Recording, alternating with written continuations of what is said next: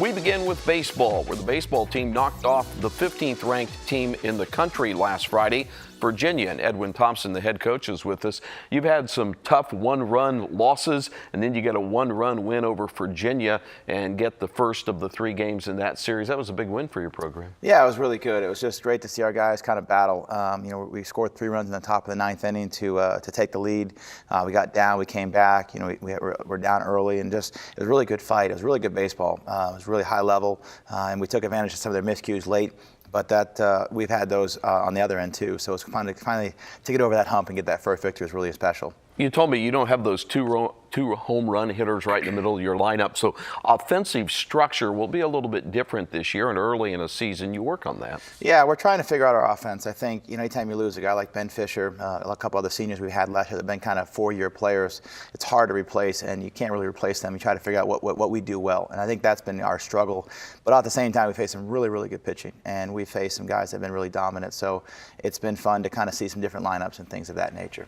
In addition to playing 3 against a ranked Virginia, you went to U of L. They're ranked 13th in the country at the time and lost to them 4-2, but gave them a good fight. And I know you talked mindset about how you played against a ranked team. Yeah, it's been, we got up 2-0 against them, but anytime you play against a team like Louisville, who's been one of the best programs in college baseball the last 3 or 4 years, you can't give them anything. We had one inning where they scored 4 runs, and that was it. And it was a really good close game. Nobody scored. We had a lot of guys left on base. Couldn't get that big hit when we needed to, but our guys really just played the game, and it was really fun to see our guys for the first time since I've been here to kind of just play the game, not who we're playing. How do you feel about your pitching so far, and what are you looking for as you get deeper into your schedule before we get to OVC play? Well, we're still trying to figure out our rotation. I think Aaron Oceanvine's established himself back-to-back weekends of really quality starts, and then from there we've had some guys kind of do some things, and our bullpen's been really strong. I think that's been a strength of ours, which is going to be important as we get into conference play, and I think that's exciting to see our bullpen step up and have come out and attack the zone. And so we'll figure out things as we kind of figure out this week and next, and as we get into next week into Belmont.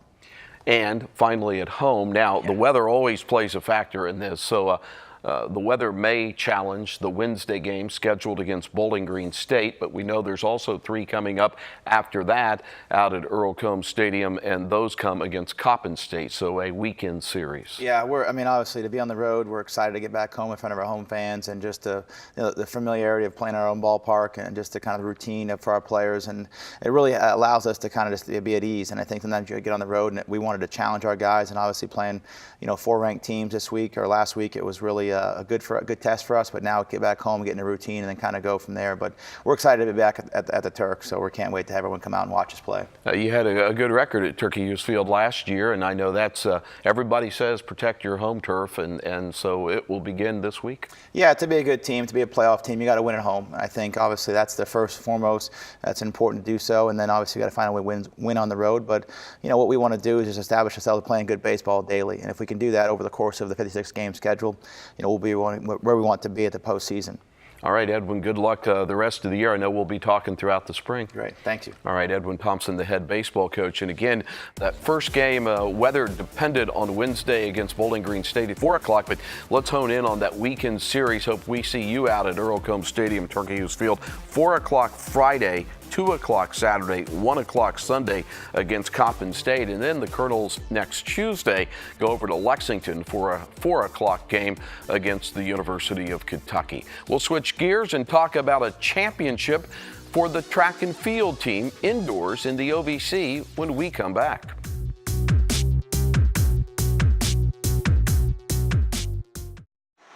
At EKU, you'll learn to take a broader view of your world.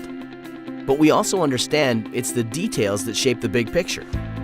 So go ahead, play with fire, think on your feet, or touch the sky. Here, you'll be a part of something new, something big, something beautiful. Be a Colonel. Your time is now. Sometimes you gotta close your eyes and breathe. Find a way to float away on an ocean breeze, where the sand is a dance floor beneath your feet. Let go and unwind on Myrtle Beach time.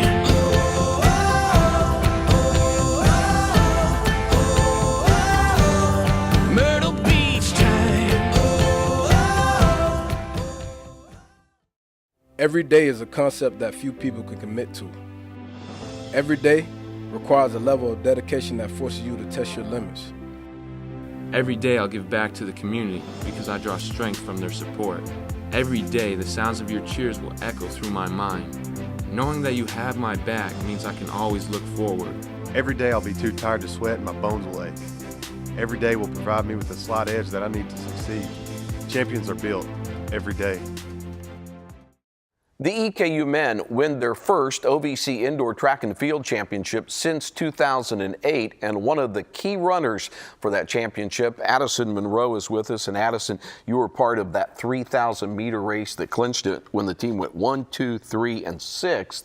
And I know it had to make your head coach, the veteran Rick Urban, really happy. Oh yeah, he was pumped. Going into that race, we knew our only shot at winning the meet was to get just huge points in the 3K, and then we heard there was a 400 guy out, so nothing was guaranteed in the 4x4, so we knew we had to get huge points, and then to come away with 1, 2, 3, and then 6 was it was crazy. It's a lot of strategy as far as racking up the points to beat the defending champion in the host Eastern Illinois, which you did, and you all ran a very strategic race. It's not about just trying to run your fastest time. Yeah, exactly. At a championship race, it's about place.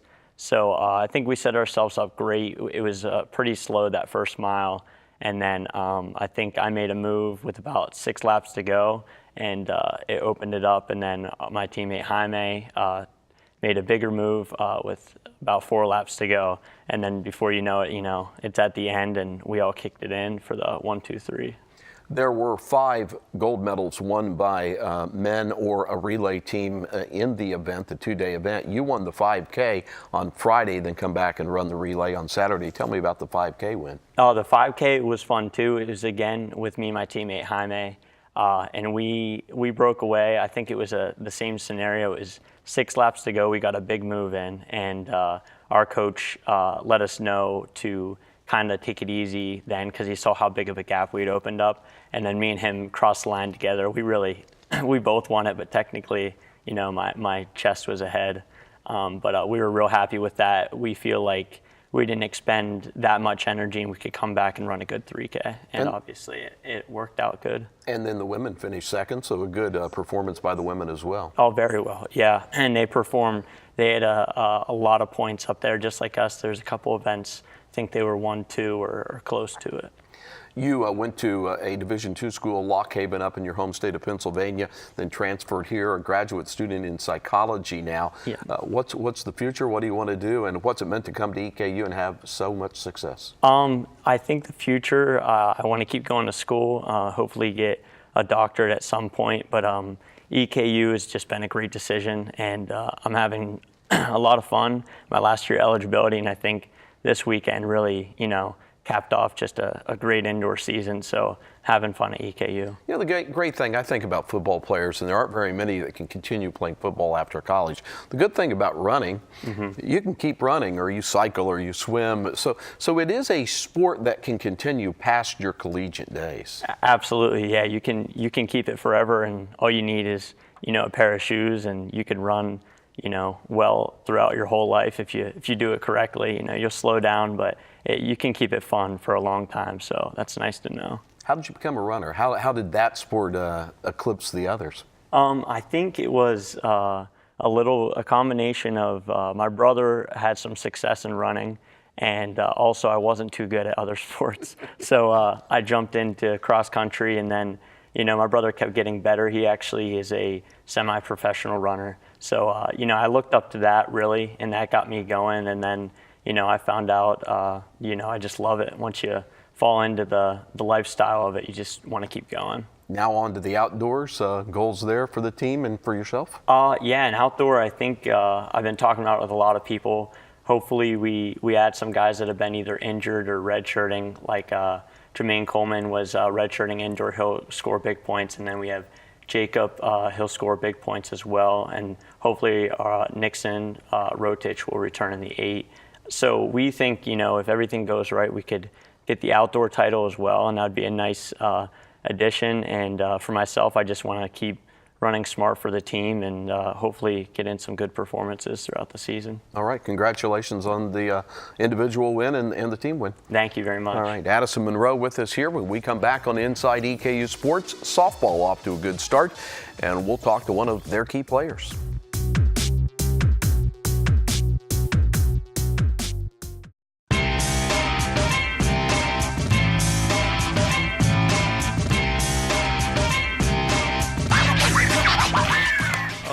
Hitting high and deep. Back of the end zone. Brown got it. Moore drives inside. Put it up.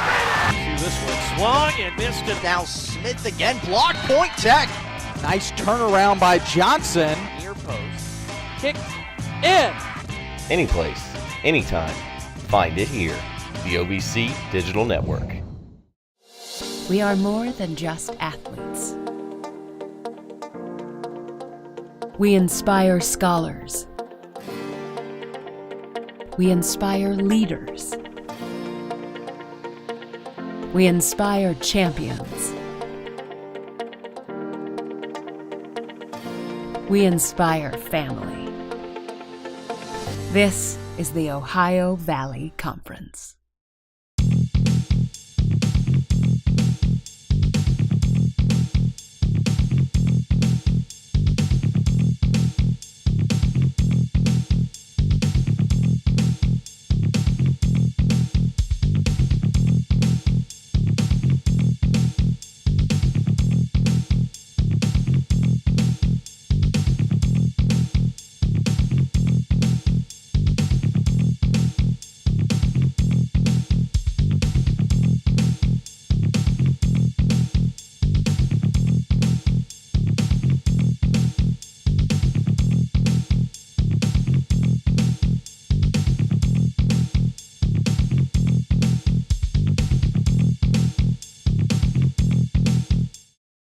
Time to talk softball, and we'll do that with Destinee Lizzmore, second baseman with the softball team.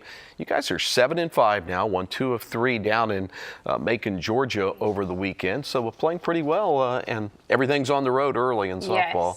Yes. How's it going? It's going good. I think the team, the chemistry's there. We just have to kind of put the pieces together. It's early in the season. We're trying to get the rust off and play well together. 2 home runs for you, 7 RBI. You've scored 10 runs, so Yes. hitting the ball pretty well. I know hitting probably is behind other things early in a season. Right. Hitting, the thing I just find is that you just have to see the ball early in the season.